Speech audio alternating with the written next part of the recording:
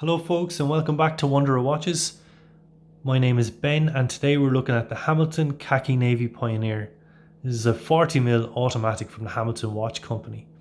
Now this watch came out in 2012 and it was accompanied by its bigger brother, which was a 46.5mm, which was a direct tribute to the old marine chronometers which were used by ships for navigation up until around the mid 20th century, when eventually they were replaced by newer technologies. But the 46.5mm actually sat within a gimbal arrangement within a wooden box, just as the old marine chronometers were. Now, timing was so important to ships because for every hour of time passed, it meant they had travelled 15 degrees of longitude. Now, nobody could get to grips with longitude up until around the 18th century, when a guy called John Harrison solved the problem with the marine chronometer, which was accurate to 3 seconds per day. So by setting the time relative to a fixed point on Earth, i.e. Greenwich Mean Time, you knew exactly how far you had sailed in terms of longitude. The latitude problem had been solved way before that. Now, Hamilton actually never produced the marine chronometer up until World War II, because all marine chronometers at the time came out of Europe, Germany, Switzerland and England. Now, World War II, obviously, Germany were the main belligerents, so that was the end of that.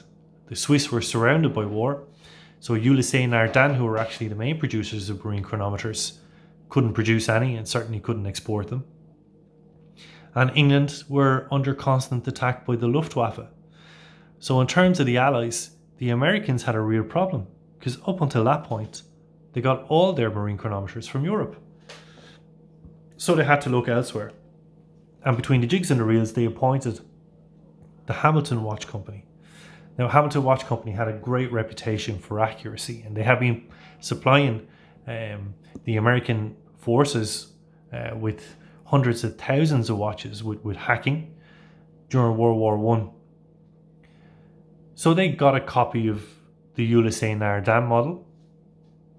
They studied it. They made some tweaks to it with their own researchers and scientists and technical people. And it came out with what was called a Model 21. Now, the Model 21 was the most accurate marine chronometer ever produced. And not only that, but they had produced it to be produced on the assembly line. So up until that point, the English, in tandem with the Swiss, could produce around 300 to 400 marine chronometers per annum. Hamilton were matching that per month, and even at one stage had raised production up to 560 models. So during World War II, they had actually produced 11,000 marine chronometers, which was enough to service every single vessel out at sea. Every single US vessel used a Hamilton marine chronometer, and a lot of the Allied vessels did too.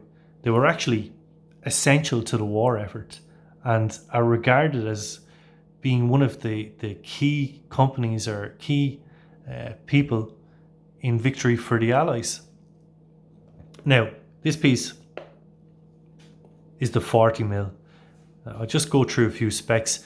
I'm going to forget specs, so I'm going to stick just a little note up there on the side, and that will give all the full specs of the watch. But it's 40mm, it's 20mm lug to lug, but it's wire lugs, you see. So whereas this 20mm, and that leather band, the leather band that came with it, that's a 20mm wide leather band.